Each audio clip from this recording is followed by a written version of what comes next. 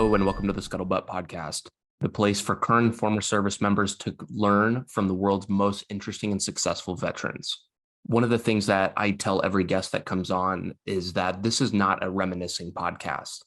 Any stories of past military times are told to give context and help lead us to interesting insights about thinking deeper, earning more money, and making better decisions. Today, I'm speaking with James LaPorta. James is former Marine Corps infantry turned investigative reporter, having gone on to be a contributor and work at many prestigious news organizations such as the Daily Beast, Newsweek, and the Associated Press. James talks about why journalism is such a difficult life, especially in the early days, how he approaches story selection, and gives some advice on the most important skill in journalism and maybe even life, how to listen better. We also talk about his extensive backlog of information collected from the Freedom of Information Act requests, why command climate surveys in the military might be bullshit, and what's next for him after an unexpected departure from the AP. Please enjoy this conversation with James LaPorta. So I kind of got a glimpse into the journalism thing from her, and I'm just curious how it may differ from actual news to podcasting. Oh, in terms of interviews. Mm-hmm. Yeah.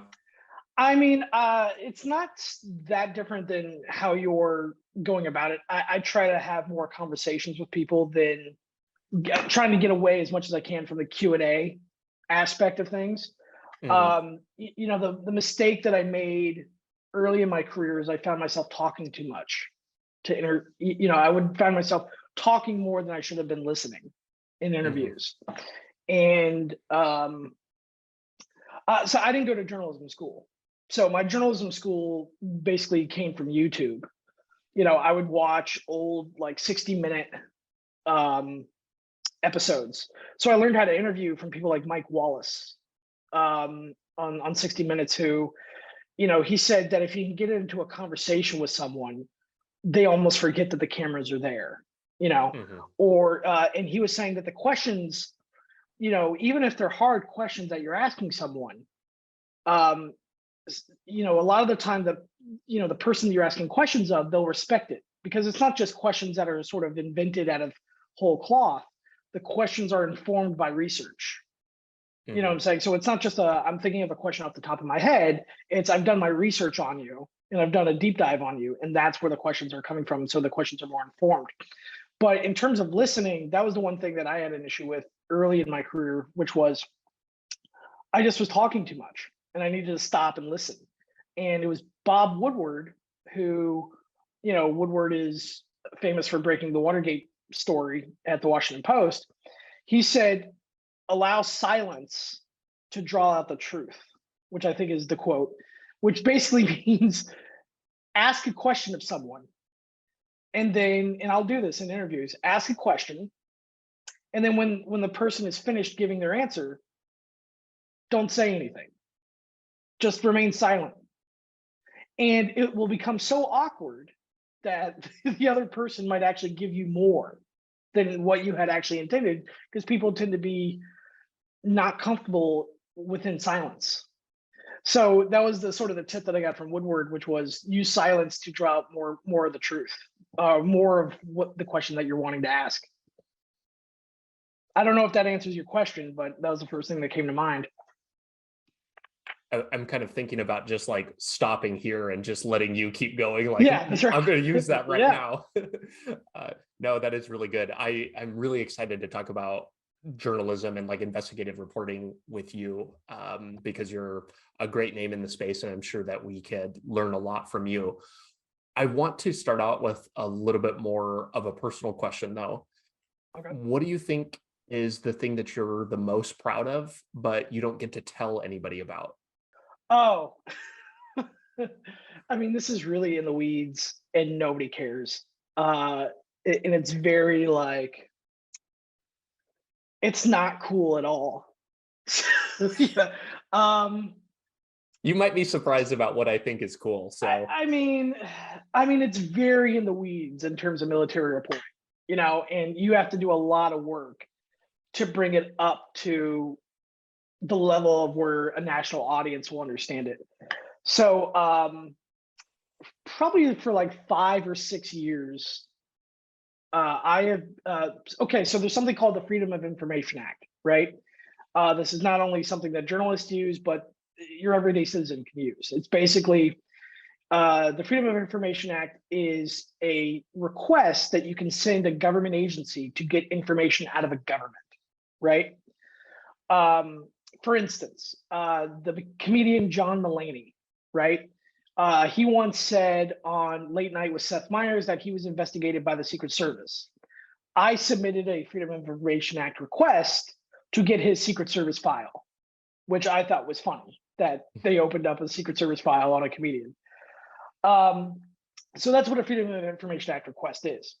I file those all the time, particularly for these documents that are called command climate surveys.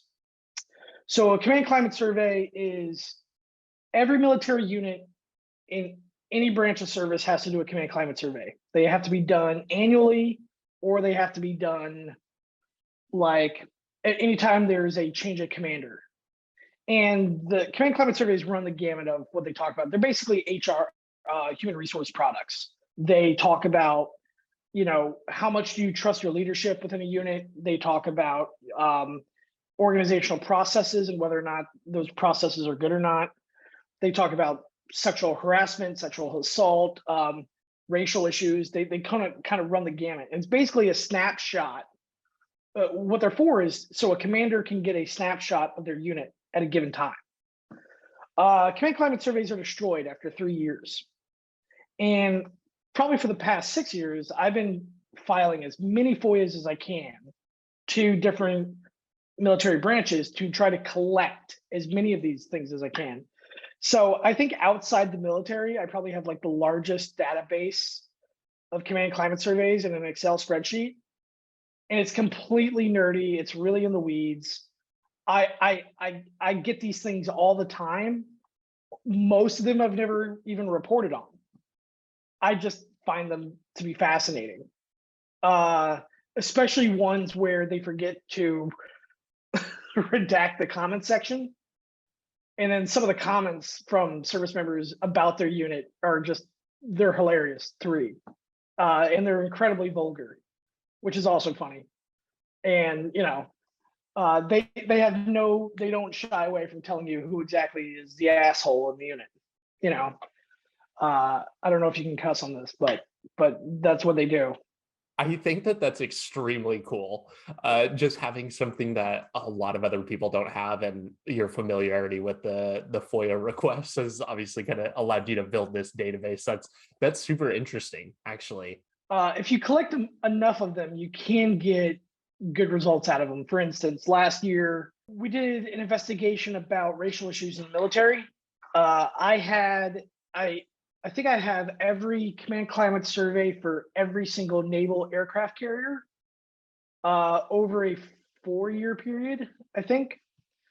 And basically, we're from those documents and through doing data journalism, we were able to determine that like it was something like 1 in 4 or 1 in 5 sailors assigned to a naval aircraft carrier will experience some sort of racial discrimination. And we would only have learned that by having these documents and looking at the data within them, you know, before they're destroyed. Again, because they're only around for 3 years, or they're supposed to be only around for 3 years. So, but again, that's a lot of work to bring, you know, to bring the data from, you know, this in the weeds kind of place to sort of a national audience. That takes a lot of work. You know, one of the issues was from 1 year to the next, they would change the standardized questions, or they would change the formats, and that made it hard for like scraping, you know, Right. for scraping the data, and then, you know, kind of but we noticed that like by changing the questions, they got different result. Like they were getting bad results on their command climate surveys, and so they just changed the question, Right. and then the bad results went away.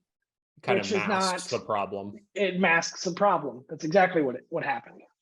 Or, you know, the other issue there was command climate surveys, they're supposed to be anonymous, right? Well, the issue there is so I have all the command climate surveys from every single Navy SEAL team, right? So you'll have a situation where it's like, 149 guys and 1 woman. And so if she complains at all within a command climate survey, everybody in the unit's going to know it was her, because there's only 1 woman at the entire command. Mm-hmm. So you really kind of don't have anonymity in that situation. And when I asked the Navy, like, how do you deal with this? They didn't have an answer. Talking about command climate and like gauging people's interest in and like how they feel about the military, how do you now feel about your time in the Marine Corps overall? If you had to rate it on a scale of 1 to 5 stars, Yeah. What would be my Yelp review? Right. So I've never been bitter towards the Marine Corps. I'm extremely proud of my service in the Marine Corps. I've always kind of said I love the people. I sometimes hate the institution. Which I'm sure is the case for almost a lot of service members. No, I really enjoyed my time in the Marine Corps. In fact, journalism was. I've always described journalism as a happy accident, because I had never planned to be a journalism. I didn't grow up wanting to, be in newspapers or anything like that. Really since high school and learning about what a Marine was, that's kind of what I wanted to do. So my plan was to stay in the Marine Corps for 20 years, and it just didn't work out that way. And journalism I fell into because I just didn't know what else to do. But I actually really enjoyed my time in the Marine Corps. The Marine Corps is one of those places where it's like the characters are so rich. You meet people from all different walks of life, and there's a smorgasbord of just different personalities that you just don't get to interact with in everyday life. But I think it's just like any other job. There's aspects that are really great about it, and then there's aspects that are you'd rather not remember. Some of the experiences just with people, like people kind of specific experiences I've had over my time in the Navy, it's like you couldn't even make it up. Like the Right. people do some of the most and say some of the most ludicrous things. And I don't know if that's a byproduct of the melting pot that it just brings together peoples from all walks of life. When I was in Afghanistan, there was this guy who he carried he found it like a hedgehog on patrol, and he just carried it everywhere with him. Like, it was just really odd. Like, it was one of those, like, what are you doing? He was like, oh, it's fine. And then like I remember we got into a firefight once, and he took it out and the thing was like shaking, because it was so probably scared out of its mind, just like the rest of us were. But he found it fascinating. Like, he always carried this hedgehog thing around. So, it's just things like that, like just weird things. You did a bunch of different things in the Marine Corps. I had written down that you're a marksmanship instructor. You had a few tours to Afghanistan, if I had that right. You were also a black belt. I don't know if I've got that right. I'm a black belt on paper. On paper, maybe not in real life. Yeah. If you ask me what the black belt moves were, okay. Well, let me address the black belt first because it's the easiest. So I'm a black belt first degree in the Marine Corps martial arts program. I don't care at all about martial arts. My idea was I'm going to get the black belt as quickly as possible so I can stop doing martial arts. And that idea backfired because they were like, oh, you're a black belt. You could get out there and teach other Marines. So my whole idea of like, well, if I get the black belt, then I don't have to do it anymore. It backfired. I ended up having to do it more. Oh, yeah. So, but yeah, the only reason I'm a black belt is I tried to get that thing as quickly as possible, just so I could stop. But yeah, I had a lot of jobs. I'm an infantryman by trade, so I went in as a 0311, which is a rifleman. When I re-enlisted, they were asking me if I wanted to go to Quantico, Virginia, where officers get trained, or if I wanted to go to Parris Island in South Carolina to train recruits, and I picked Parris Island. So at first I became a I think it's an 0933 which is a combat marksmanship coach. And then I did the school up above that, which is a combat marksmanship instructor. And so I became a combat marksmanship instructor at Parris Island, teaching recruits how to shoot. And then I would also requalify Marines on both rifle and pistol. And then I was later an infantry squad leader. And then I was also an intelligence cell chief. So like the last year I was in the Marine Corps, I was doing intelligence. Across all of those experiences, is there one or two that were the most meaningful to you, or something that sticks out about, like, when you think of the Marine Corps, this is what you think of? I really enjoyed being a combat marksmanship instructor. The one thing I've always been kind of attracted to in terms of the Marine Corps is the Marine Corps' history, or just military history in general.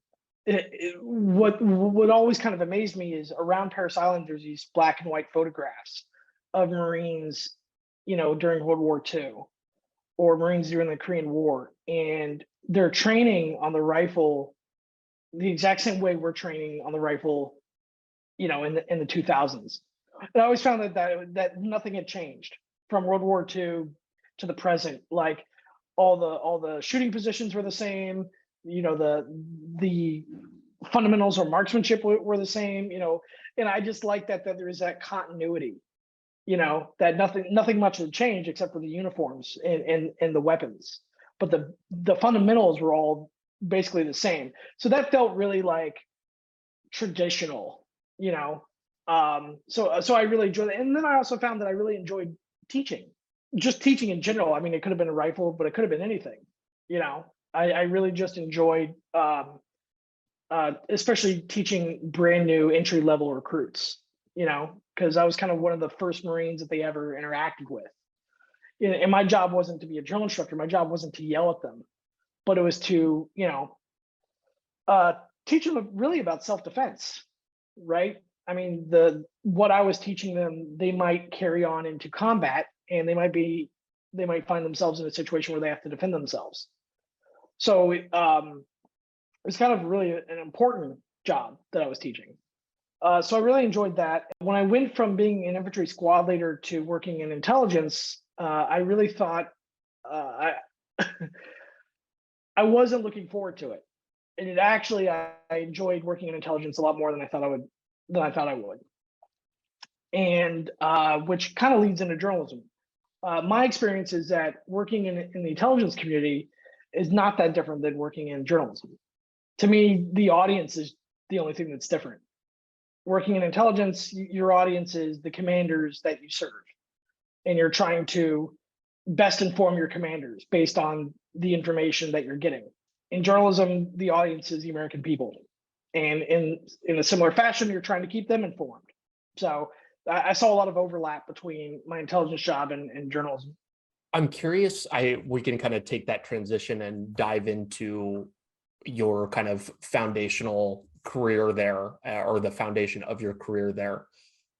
I'm curious what you learned about people from the Marine Corps, because a lot of your stories that you've gone on to cover are very like personal. They're about individuals and their faces behind those things. And I'm curious if there was any experience or time that really gave you some insight into how people operate or what's important to human beings based on your time in.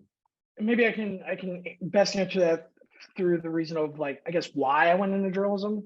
So it's 2014. I'm trying to re-enlist into the Marine Corps. The problem is President Obama is trying to end the Afghan war at the time. And anytime you try to end a war, you become over budgeted in terms of the personnel that you have. So in a lot of ways, I got laid off. They were like, you didn't do anything wrong, but thank you for your service, but it's time for you to get out. And so I was getting out, and I had these memories, my own experiences from war, that a lot of them were bad, because war is not fun. But I definitely was not in a position to want to deal with them. I was psychologically not in a position to deal with my own war trauma. And so the idea I had was maybe I could write about the war experiences of other people. And perhaps through that, it will be therapeutic in some way for me. Spoiler alert, it wasn't. I tended to because when I first started in journalism, I looked at like what was not being covered a lot, or to me, in my opinion, wasn't being covered well. And so I tackled veteran suicide, like right out of the gate. Like one of the hardest things to just cover in general. That ended up not being good for me, because I ended up taking on a lot of that. I had my own war trauma that I was dealing with, but then I was taking on the trauma of the people that I was covering. It was one of those things of like, I saw suicide impacting my community, impacting my friends. Like to date, I'm sitting at 9 different people that I know that have killed themselves. And so that I think was a direct result of 20 years of war. What were your takeaways from that initial coverage of studying suicide, but in kind of like a different lens? I mean, to me, it was, it's one of those things of like, war is, especially if you look at like Hollywood and TV shows, war is kind of sold as this idea of like almost like a football game, right? Like there's a winner and there's a loser. It's very black and white. It's very, this side won, this side lost. And the thing I discovered from my own experiences in war and then covering veteran suicide is it's nothing like that. That wars don't end just because you're not in a war anymore. Wars don't end because there's a peace treaty or, a withdrawal from Afghanistan, which happened last year, right? I sort of realized that wars continue on, except the battlefield is psychological. And the other thing I noticed was that, the devastation that veteran suicide was causing in families, there is a permanent shattering.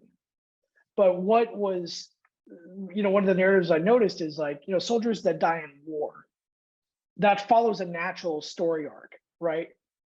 Like you can, psychologically, you can track that, right? Like the story arc is, soldier trains for war, they go to war, they die in war, right? That's a clear beginning, middle, and end. With veteran suicide, it was harder. It was more convoluted than that. It was soldier trains for war, goes to war, doesn't die in war, but survives, then comes home and they take their life by their own hand. And that was a lot more complex. And that wasn't a clear cut, you know what I'm saying? That was something that I found interesting between covering, being in a war and covering veteran suicide, is it wasn't this clean package, of a story, because it left people with way more questions of like, why would they do that? Especially when they had family members. Like a buddy of mine, Sergeant Chris Gross, this is a guy who served in Iraq and Afghanistan. He was a special operator over at Marine Special Operations Command, and then he came to us, and we deployed to Afghanistan together. And me and him both got out of the service at the same time. And a couple years later, he ends up killing himself, and it was 2 weeks before his second child was born. And that is not a clear package, because it's like, the old way of thinking was, well, he survived war. He survived the hardest part. And in covering veteran suicide, what I learned was the hardest part is what comes after war. Like in a lot of ways, war is very simple. All you have to do is go from point A to point B and not die, right? But what came after war seemed to be the hardest for people. And that was something I didn't know at the time until I started covering it. From your research and study, have you gained any like insight or clarity as to why or like what we need as a population to address that? Because I think you're absolutely right. It's It's a very difficult subject. Not a lot of people, it's talked about, but to be frank, like doing 22 push-ups a day or whatever, people want to talk about, like those are not things that are fixing it. It's not an awareness issue, in my opinion. There needs to be something larger, but I'm not sure what that was and what that is. And I'm curious if you had any thoughts or insights into that. I mean, at the macro level, I don't know the answer. I wish I did. At the micro level, I could say community, keeping people away from alienation. Another guy I know who killed himself, I think it was just last year. It shocked us all. His name was Rory Hamill. He was a guy who was Purple Heart recipient. He would go out on tours and talk to veterans about, staying in a community and not going down that path. But COVID hit, and he became very isolated and alienated during, when we were all kind of locked up during the pandemic, and it took a toll on him. And unfortunately, he killed himself. So at the micro level, I found that community and not a lot, and it's a constant thing of like just continuing to check in on people. And that was kind of the thing that I kicked myself over Sergeant Gross, right? Because when I got out of the Marine Corps, me and him were friends in the Marine Corps, but when we both got out at the same time, he went his way and I went mine. And I never checked in. And I had an incredible, I guess you would call it survivor's guilt when he killed himself, because I would scroll through my phone, I saw his name in there, and I just never bothered to call. And I thought to myself, well, what if I had? That's something I have to live with. Sebastian Younger, who is a very accomplished war correspondent, has written several books about war, one of them being called Tribe. And he talks about why it's hard for veterans to come home from war nowadays and what leads them down that road. And he argues that, having a community of like-minded, for veterans to come home to would save a lot of lives. And I tend to agree with that. So at the macro level, I'm not sure what the issue, how to solve suicide, or if you can solve it. But at the micro level, it seems to be that community tends to be the best way to address it. And not let people get isolated or alienate themselves from others. It's really extremely difficult to prepare for your exit from service, because you don't anticipate how much that will impact you. You go from spending every single day with the same people, and you just have this bond that you feel like could not be broken under any circumstance. And one day you're handed your DD-214 and you never see those people again. And it's almost like it never happened. There's no remnants really there other than just your memories and what you bring along the road with you. But that tie is cut very quickly. And I think that you highlight a great point there. It puts people in a bad position.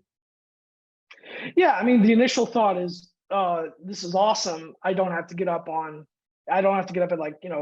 5 o'clock in the morning to be at formation at 5:30, and I don't have to go run 3 miles down the road. But that feeling is a temporary one. And then after that, you realize, you're kind of left to your own devices, and there is no safety net anymore. And you have to really figure things out on your own. Whereas, everything in the military is figured out for you. Even down to how you get ahead in life, right? There's literally roadmaps of to get from this rank to this rank, you need to do this, this, and this, and this, right? Everything is laid out for you, down to your haircuts, down to your uniforms, that you don't have to really think too much. Just about everyday things. And then all of a sudden you're dropped off into the world, and they're good luck. The separation process from military is not great, and I would argue it's still not great today. I was given, me personally, I think I was given a month So basically, my reenlistment package was denied, and then they're like, "Okay, you have a month to completely check out and become a civilian," which is crazy because this is all I've known for 8 years, and now all of a sudden I have a month to completely check out, turn in all my gear, and figure out what the hell I'm going to do in life. So when the stated goal at the time was, particularly the Marine Corps, they were like, we want to give Marines who are getting out of the Marine Corps about a year. Well, that didn't happen for me. I had about a month. And then all of a sudden I was on my own, left to figure out, even how to do like basic stuff, like how to apply for college. That is a difficult, very, very swift transition. And I think that echoes a lot of people that I talk to's story. What's unfortunate is that I even talk to some people that are preparing for transition like a year out, and that almost still isn't even enough. Like there is some amount of, or like there's some amount that you won't be able to prepare for, and time may not be all of the answer. I don't know if it's resources. I think about this a lot and talk to a lot of people with, like I said, in similar circumstances, and not really quite sure what the answer is. Yeah, well, I mean, if you look at our training cycles, right? Like a typical infantry battalion trains 12 months to go on a 6-month deployment. A typical Navy SEAL unit trains for 18 months to go on a 6-month deployment. We don't dedicate that amount of time for the transition back into civilian life. We just don't. What was your very first reporting job outside the service, and how did you end up landing that? Where did those dots connect on, I'm going to give journalism a try? So I first started dabbling in journalism while I was still in Afghanistan. While I was still in a tent in Afghanistan. I had found a website called Policy Mike, which turned into Mike.com. I wrote a couple of articles for them. I didn't make any money. And then I linked up with this guy named Nolan Peterson. Nolan Peterson today is a very accomplished journalist. He was an Air Force Special Operations pilot, served in Iraq and Afghanistan, and he's been covering the Russia-Ukraine war since 2014. So he's in a great position nowadays because he was covering the Russia-Ukraine conflict back when it wasn't popular and the world was not paying attention. But he used to have a website called Blue Force Tracker, which was kind of like, the idea behind it was kind of like a task and purpose. It was like, military veterans, people from the diplomatic service, former spies and stuff like that writing the news. That was the idea. And so I wrote for him for 10 months, no pay, and then I became a part-time reporter at the Jacksonville Daily News outside of Camp Lejeune, North Carolina.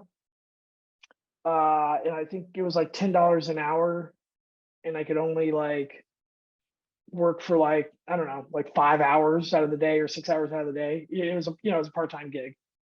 But yeah, I mean, initially journalism was not making a lot of money, and for the first year and a half that I was in journalism, I wasn't getting paid. I was going to college at the time, and I was also an Uber driver, which was hard because at the time I had a mortgage and I had a wife. I was married at the time, and so that was rough in terms of not making a lot of money. Mm-hmm. And then I forget.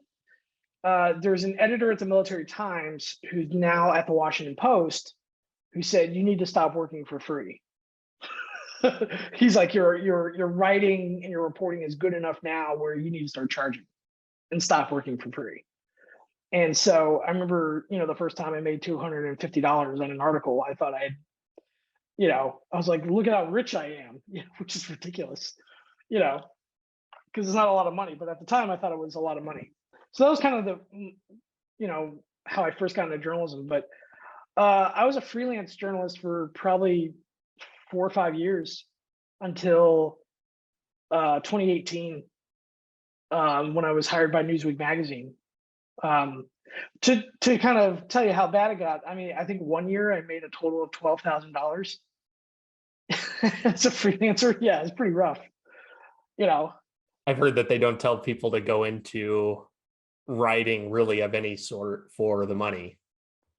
No, yeah, you really gotta kind of love what you're doing, Um, which again, journalism, it was one of those kind of like one. It was like on one hand, it was like I didn't know what else to do, and then the second one was like I still wasn't ready to deal with my war experiences. Those were really the only two reasons I was doing it. But yeah, so when Newsweek came, it was kind of a godsend because uh, they were like, "Hey, we'll start you at $50,000," and I was like, "Yeah, that's amazing." As a sergeant with 8 years in, I don't even know if I was making $50,000. If you had to or had the opportunity to go back and talk to your younger journalism self, knowing what you know today, what do you think you would tell him? It's a really good question. I don't. I mean, I think I would try to tell him to not be so anxious. There's a lot of anxiety with financial issues, and things like that. Because my early days of journalism, I'm not making a lot of money, and I have a family to support. I got bills I got to pay. And from month to month, it was always just like, especially as a freelance journalist, from month to month, I was always worried like, am I going to make enough money to cover my bills? And that came with just a tremendous amount of financial anxiety, and and through that anxiety, and it always worked out. But when you're in it at the time, you don't know if it's going to work out. And I wish I was as cool and calm and collected in that experiences as I was in like combat. So I found like when I got shot at, or when I was in when I got shot at, or if I was walking around IEDs, I became very calm. I was not anxious. I was not worried. I became very just really cool, calm, and collected in war. And I did not have that from month to month working as a freelance journalist. I was constantly worried that the bottom was going to fall out and the other shoe was going to drop. And I kind of wish I had that kind of same cool, calm, and collectness from war as a civilian. And I wish if I could talk to my younger self, I wish I could just impart that sense of like that everything was going to work out and everything was going to be okay. Because my younger self did not know that. That kind of filtered over into when I got hired at Newsweek. Like for the first year or so at Newsweek, I constantly thought that I was going to be fired. Not because they were unhappy with my work or they were threatening to be fired. It was just my own anxiety. I had gotten into this idea that if I don't work as hard as possible, if I don't outwork everybody around me, I'm going to lose my job. That had a negative impact on my personal life. I alienated myself from friends. I alienated myself from family, all out of this notion of that I could lose my job at any point. So I worked my ass off, And so I think that's what I would try to tell myself, to impart myself, to try to tell my younger self, it's going to work out. It's going to be okay. You don't have to be as anxious every day as you are. Now, would my younger self accept that? That advice? I have no idea. Probably not. Well, and what's ironic, you said that you were kind of like waiting for the shoe to drop, and the shoe dropping when you're being shot at and walking around IEDs is much different than missing your monthly mortgage payment. Right. The outcome is very, very different. And so that's interesting that you felt that kind of anxiety about that, contrasted with like a much more on the surface, like much more serious situation, just objectively speaking. Have you learned anything interesting about what it is like working for yourself as opposed to working/reporting for a larger organization? Well, the benefits are better when you're working for an organization. Things You like have health a insurance and health insurance. Yeah. Well, because when I was a freelancer, I didn't have health insurance. I had, I had, I had health care in terms of like, service connectability, like, because everybody's got like, 10% disability for their hearing, through the VA. So I have that, and then I had health care when I was in college, but outside of college, for the most of the time, I did not have health care. And you have a little bit of credential backing, right? Like as a freelancer, I didn't have to go. I'm James LaPorta. I'm writing about a story, and they're like, "Well, who do you work for?" It's like, well, I'm not quite sure. It's like, I don't know. I might publish this with the Washington Post. I might publish this with the Daily Beast, which most people outside of DC or New York have never even heard of. So there was always that kind of tap dance of like, who do you work for? Whereas, I'm James LaPorta. I'm an investigative reporter with the Associated Press that says everything you need to know. So there's not much of explaining to do. The freelance life it's good in some aspects, but it's bad in others. The good part of freelancing is you get to pick your own assignments. There's no editor telling you cover this, don't cover that. And you can spend as much time on a story as you want. What you have to get good at is selling yourself, and which in the beginning I was not good at, and marketing yourself. The other thing you have to get good at as a freelance journalist is the business side, right? Because you're essentially an independent contractor, and so most journalists are not good at the business side of journalism. We're good at gathering facts and writing stories and interviewing people, things like that. The business side of journalism, most journalists tend to not be good at. how has everything that you just expressed there formed your opinion about who your identity is as a reporter, maybe outside of an organization? Because you're in a unique position now, and we might get to that later, where you're looking for work and you kind of need to either like rely on past work or be able to say, hey, I have this track record that's outside of and not associated with an identity. And press is kind of, it's unique in that you may fall under a publication or something, but it still will be public and your name is still on it. Not exactly the case with a lot of jobs. Most of the time when you work for a company, you're a faceless cog under a large umbrella. But what I see in people like you and reporters in general, and I think some people kind of in internet culture do this really well, is they have their own like personal brand and kind of identity built that is unique, and people associate like, oh, it's when they hear investigative reporting in the military space, they think of James, not your company name. Right. Yeah, I mean, you're right. The currency in journalism, especially for an individual journalist, is their past reporting. That is our currency. That's kind of what we sell ourselves on. When I'm selling myself, now it's like, I'm the reporter who reported before anybody that U.S. Special Forces had killed, al-Baghdadi, the leader of ISIS. So no other reporter can claim that. I can. So that's a selling point. I was also a reporter that first reported that we had killed our Zarqawi this past year. So that is currency. That's selling points. So yeah, it's really our track record. But journalism is also a weird place because it's also the only place. If a journalist gets fired, everybody hears about it. That's the other double-edged sword, is just like everybody can kind of look up your work and look up your track record. Usually when you mess up, they know that track record too. So it's a very public facing, which I don't disagree. I think it should be that way. I've always been a big proponent of more transparency in journalism. especially in the age of so much misinformation nowadays, right? I think it's incumbent on journalists and publications to be more transparent in news articles about where information comes from that informs that news article.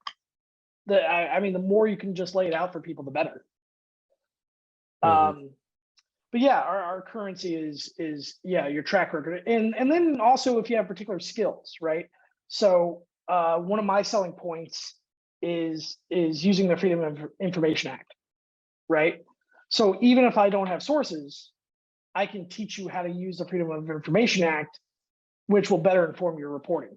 And that was one of the jobs that I had at the Associated Press. Was I used to teach younger journalists at the AP, like interns, and then I would also teach other AP journalists how to better use the Freedom of Information Act, so where we can pull more information out of the government.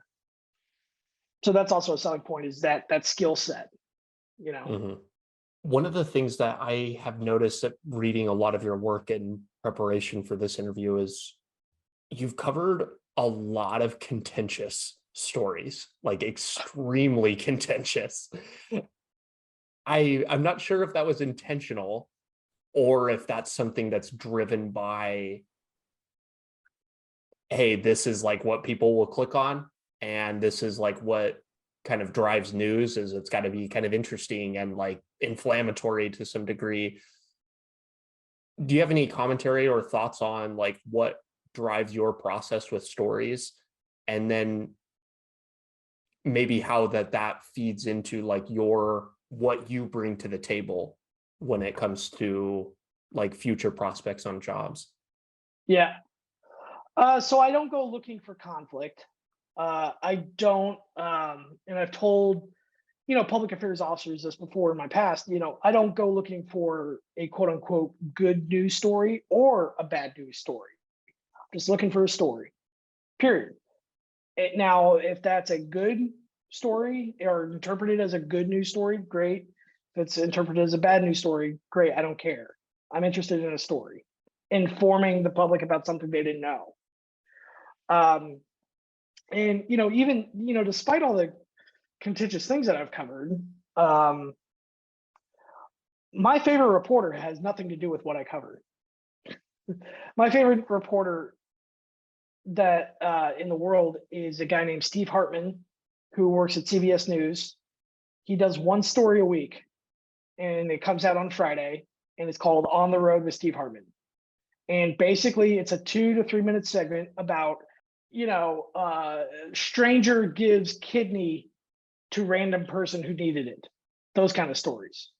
Or, a 7-year-old boy donates $20 to soldier. Heartwarming stories that have nothing to do with what I cover at all.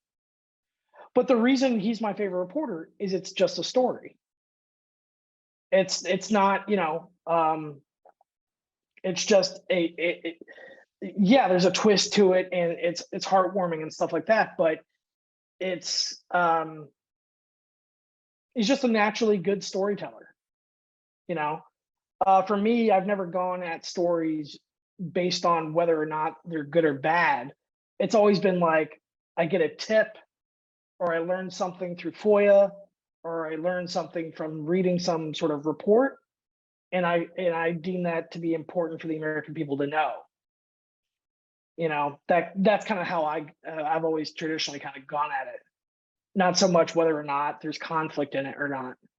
No doubt there's going to be a lot of things that you cover in the future, and like obviously up until now, that bring criticism to you. I would love to hear about maybe a time that, or maybe if it has been, you have received criticism for something that it's like, hey, I'm just reporting the facts. Are you really held to the fire by readers, listeners, etc., over things that you see and deem to be factual information? And maybe how does that play out with how you think about your work? I mean, that comes with the job. Like, criticism comes with the job. Journalism, good journalism is supposed to, ruffle feathers. It's supposed to, to me, the best journalism is when you if there's two sides of the story and I've pissed both people off, to me that's a good story. Like which I've had stories like that, where I'm an equal opportunist. I people are not going to like stories that just comes with the nature of the job. Have I gotten criticized for things that are not my fault? Sure. Right. Usually it's like headlines. Reporters don't write headlines. Usually that's an editor's job. And but it's our name on the byline.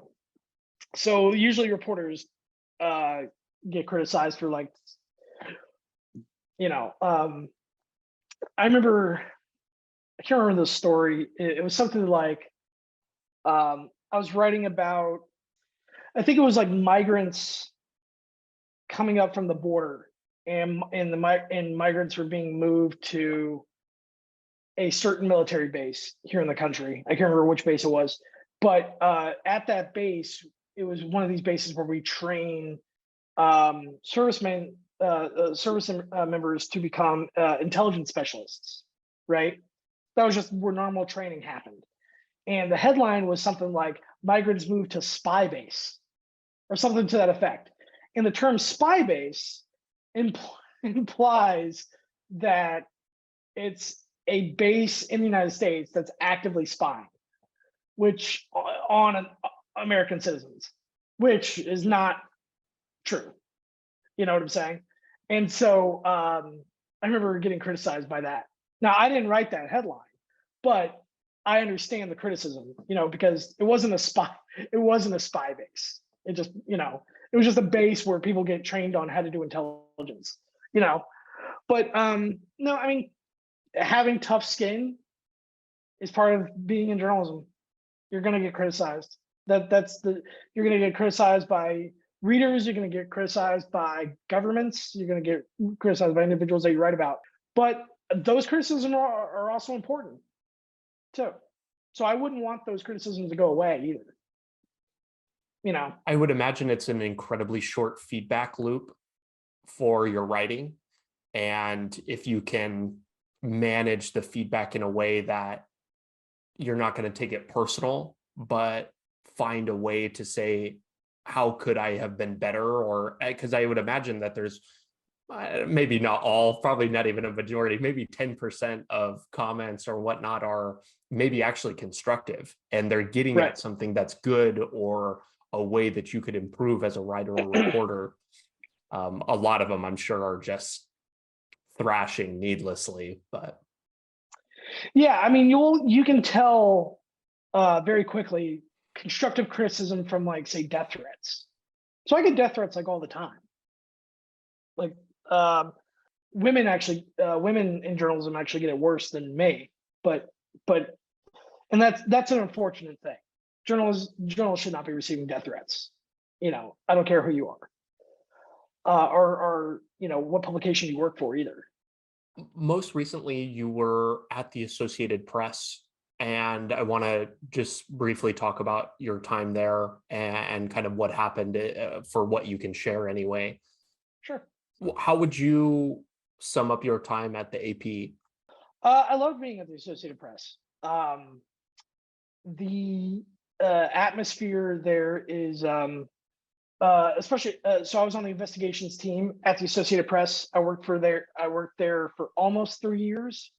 Everybody on the rank and file reporters, people just like me, lovely people at the AP, would want to work with them again in the future if I could.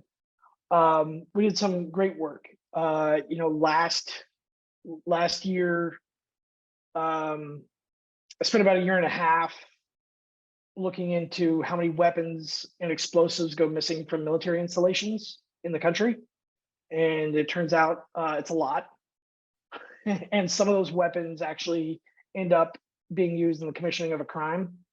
For example, we tracked a 9mm Beretta from Fort Bragg all the way to Albany, New York, and that was used in a shootout between gang members, things like that. And that one several awards this year, that reporting. Also did looked at racial issues in the military. I particularly looked at the Uniform Code of Military Justice and issues within the Uniform Code of Military Justice. Found that there's no hate crime in the military. There's no hate crime categories in the military. That's problematic. That won a national investigative award. And also while I was there, I got to, the AP style book, right? So the AP style book is basically the Bible for journalism. Every single publication uses the AP style book in terms of like informing their journalism or how they should write journalism. It was kind of cool. I got to be an author, a contributing author in this year's AP style book. So I was like, I got to improve military terms within the AP style book, so that was kind of cool. And then I taught FOIA at AP. So that was kind of what I did for the almost 3 years that I was there until recently. That's got to be a good feeling, knowing that you're like giving back and helping improve the processes of something. And there, you mentioned this at the very beginning, but that love for teaching, like being able to make the writing better, not just like your own writing, but you're improving the writing and reporting of others as well. I've always historically thought that I was a better reporter than writer. And so I've had to really concentrate on writing to become a better writer. Writing is, I envy people and I'm jealous of people who can just write and write beautifully. I don't have that talent naturally. So I have to really, really focus on writing. I mean, reporting, I can always find a good story. I know exactly where to go to find good stories. I know how to interview people very well. That's the reporting side of me has always been very easy for me. But writing has always been the one where like, I'm not as strong as I'd like to be, and so I've always kind of focused more on how to become a better writer, versus a better reporter. Recently, you were let go from the AP. Would you mind sharing your perspective of what happened and exactly what the incident was? The incident, I would say there's enough information that's publicly out there for people to look up and decide for themselves whether or not I should have been fired or not from the AP. And people can come to their own conclusions. But yeah, there's enough information that's out there already publicly that lays out exactly what happened. That information's out there, but generally speaking, really quick, there were reports that Russian missiles had entered into Poland and killed 2 individuals in Poland. This is a big deal because Poland is a member of NATO, and there is this thing called the Article 5 treaty, and which could have drawn the United States into a war with Russia. So that's kind of why it was a big deal. The initial reports turned out to be wrong. What actually happened was Russia had fired missiles. Ukraine defended itself by shooting those missiles out of the sky, and debris from that fell into Poland and unfortunately killed 2 people. The initial confusion seems to stem from that both Ukraine and Russia use the same type of missile. So both Russia and Ukraine missiles they're all Russian made in a sense. That's generally what happened. I appreciate you sharing that. That that's kind of a disrupting time in your life and kind of obviously unexpected. And so I appreciate you sharing that. Thank you. Yeah, no problem. I want to kind of close out and talk about what we can learn about journalism from you. You've spent the last 9 years, like you said, writing and reporting, which there are some skills in there that I think are extremely valuable. Asking good questions. You mentioned that you know how to interview really well.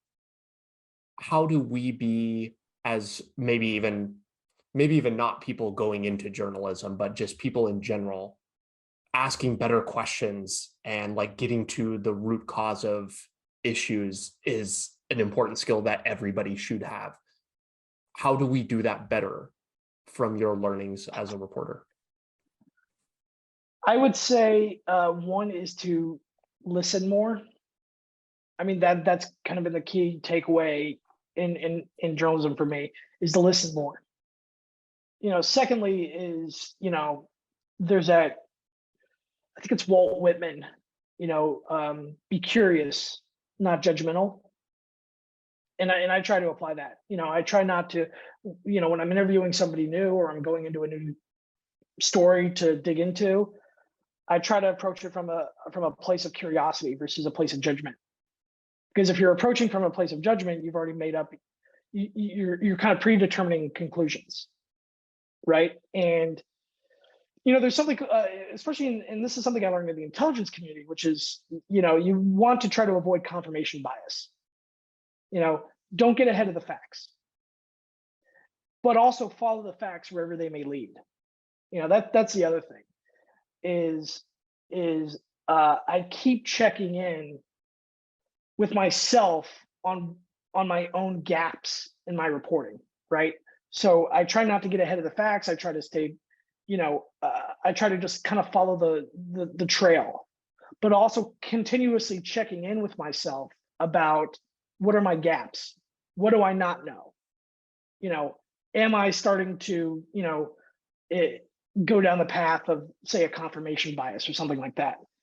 And, one of the best defenses is to continuously just be curious, So, I mean, those are the two things that I would say is one, to listen more, and two, to be more curious than judgmental, How do we prevent from going down that path quicker than we should? Because I have to imagine when you get a tip for a story or you find something interesting, think about what this would look like on the cover of this. How do you prevent from getting to that point? Is it just by not making any assumptions from the beginning, or how do you temper that? Yeah, so assumption is not a source.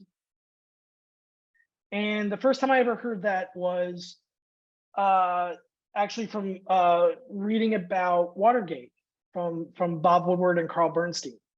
I can't remember the story that they were reporting, but they had a couple of sources on it. And so this is actually one of the Watergate stories that turned out to be wrong. Bob Woodward and Carl Bernstein were wrong about.